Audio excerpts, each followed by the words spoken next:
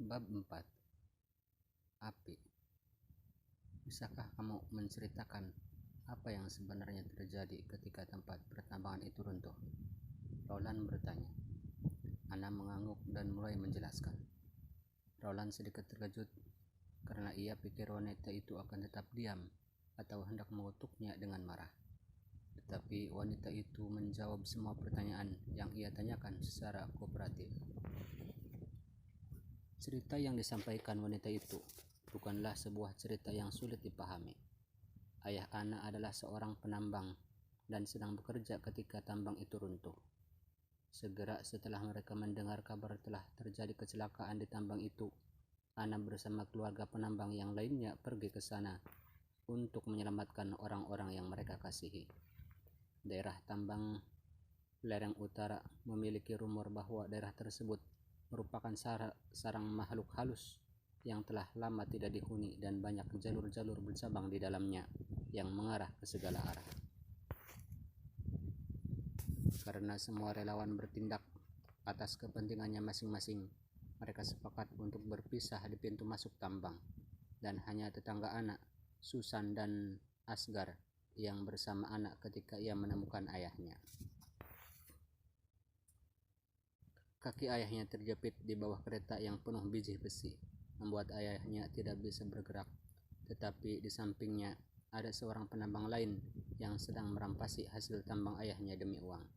Ketika orang itu melihat mereka datang, pria itu berusaha menyerang Asgar dengan sebuah alat pencangkul dan ia merobohkan Asgar ke tanah. Dan ketika pria itu hendak menyerang anak membunuhnya terlebih dahulu. Tetangga anak yang melihat kejadian itu bersumpah untuk menjaga rahasianya dan membantu anak menyelamatkan ayahnya. Namun, di pagi hari berikutnya, ayah anak pergi dari rumah dan melaporkan kepada petugas patroli bahwa putrinya adalah seorang penyihir. Mengapa begitu? Roland tidak bisa menahan diri untuk tidak bertanya. Barof menghela nafas dan menjawab, mungkin ayahnya berpikir ia dapat menerima hadiah jika melaporkan anak. Jika dapat menemukan dan melaporkan seorang penyihir, seseorang dapat menerima 25 keping emas. Untuk seorang pria dengan kaki yang cacat, 25 keping emas dapat menopang seluruh kebutuhan hidupnya untuk selamanya. Setelah terdiam beberapa saat, Roland bertanya, lawanmu adalah seorang pria dewasa yang kuat. Jadi bagaimana kau dapat membunuhnya? Anna tertawa dan api obor mulai bergetar seperti ombak di permukaan danau. Seperti yang sudah Anda duga, aku menggunakan kekuatan iblis, kata Anna. Tutup mulutmu, dasar penyihir keji, teriak sipir penjara, tetapi semua orang dapat mendengar suara sipir itu bergetar. Apakah itu benar? Aku ingin melihatnya, kata Pangeran Roland tanpa ragu. Yang mulia, ini bukanlah hal yang lucu. Pemimpin kesatria menyela sambil mengernyitkan alisnya. Roland melangkah dari belakang kesatrianya dan berjalan ke depannya. Jika ada yang merasa takut pada wanita ini, aku tidak akan meminta kalian untuk tetap tinggal di sini. Jangan panik, penyihir ini telah tersegel oleh liontin penghukuman Tuhan di lehernya, teriak Barof untuk menenangkan semua orang, dan mungkin juga untuk menenangkan dirinya sendiri. Tidak peduli seberapa kuat iblis, ia tidak akan mampu melampaui kekuatan Tuhan. Roland berdiri di depan jeruji sel, hanya berjarak sepanjang tangan saja dari anak, dan ia bisa dengan jelas melihat wajah anak yang kotor dan dipenuhi memar. Karakter wajahnya yang lembut menunjukkan bahwa ia masih di bawah umur, tetapi ekspresinya tidak mencerminkan kepolosan seperti seorang anak kecil. Bahkan tidak ada riak kemarahan di wajahnya. Wajahnya memberikan kesan datar seperti adegan yang biasa Roland lihat di dalam televisi. Itu adalah wajah seorang anak yatim piatu yang menderita karena kemiskinan dan kelaparan. Tetapi wajahnya juga tidak terlihat persis seperti itu. Anak-anak seperti ini selalu berdiri dengan tubuh yang bungkuk dan cacat dan selalu menundukkan kepala saat diajak bicara. Tetapi anak tidak seperti itu. Bahkan sampai saat ini, Ana telah berdiri tegak dengan pandangan ke atas dan dengan tenang menatap mata pangeran. Wanita ini tidak takut mati, Roland menyadari, dan ia sedang menunggu kematiannya. Apakah ini pertama kalinya Anda melihat seorang penyihir, tuanku? Rasa penasaran Anda mungkin dapat membuat Anda terbunuh, kata Ana. Jika kamu benar-benar memiliki kekuatan iblis, kamu dapat membunuh siapa saja dalam sekejap, Roland menjawab.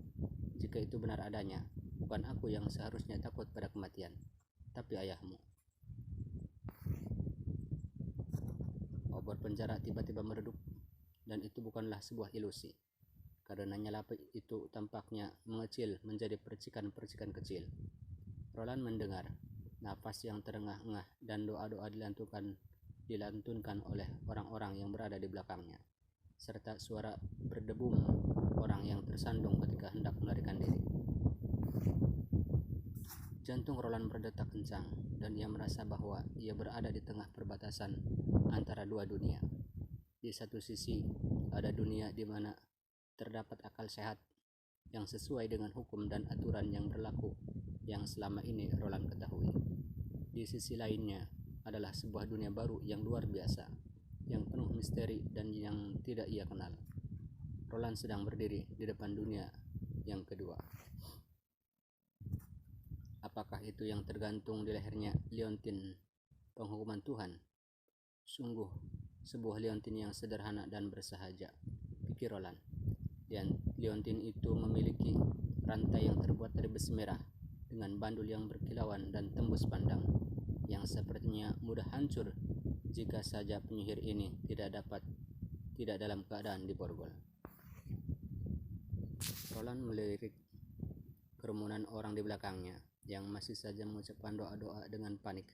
Roland mengulurkan tangannya ke dalam sel, meraih liontin itu dan menarik bandulnya dan menyentakkan jarinya. Gerakan Roland membuat Ana terkejut. Ayolah, Roland berbisik. Apakah kamu benar-benar seorang pembohong, seorang ahli kimia, atau seorang penyihir sungguhan? Jika kamu mulai mengeluarkan botol-botol dan mulai meracikan larutan asam, aku akan sangat kecewa, pikir Roland. Roland kemudian mendengar suara berderak, suara uap air yang mendidih karena panas. Keadaan di sekitar mereka mulai memanas dengan cepat, dan air yang berada di tanah berubah menjadi uap panas. Roland melihat nyala api berkobar dari dalam tubuh Ana, dan tanah tempat ia berdiri terbakar. Obor di belakang mereka meletup sekali, seolah-olah mereka terkena sesuatu dan mengeluarkan sinar yang menyilaukan. Pada saat itu, seluruh sel itu terang benderang, membuat orang-orang yang melihatnya berteriak ketakutan.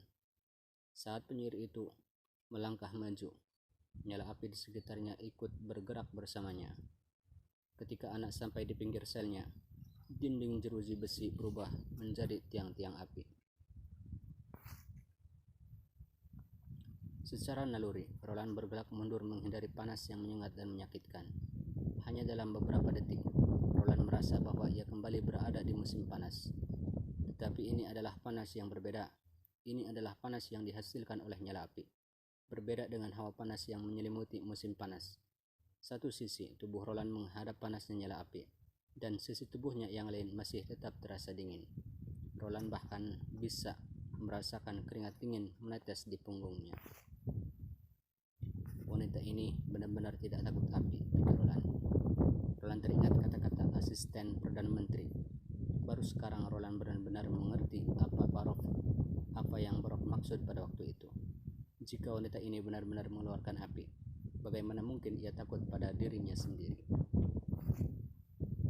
Segera jeruji besi berubah warna dari merah padam menjadi berwarna kuning muda dan mulai mencair. Ini berarti bahwa besi tersebut telah dipanaskan dengan suhu lebih dari 1500 derajat Celcius. Suatu suhu yang tampaknya mustahil dicapai tanpa adanya persiapan terlebih dahulu. Seperti yang lainnya, Roland melangkah mundur dari sel, merapatkan dirinya sejauh mungkin ke dinding.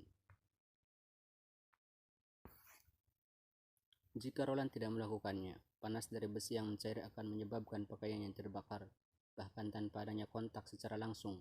Bahkan pakaian anak pun berubah menjadi abu dan berganti menjadi bola-bola api.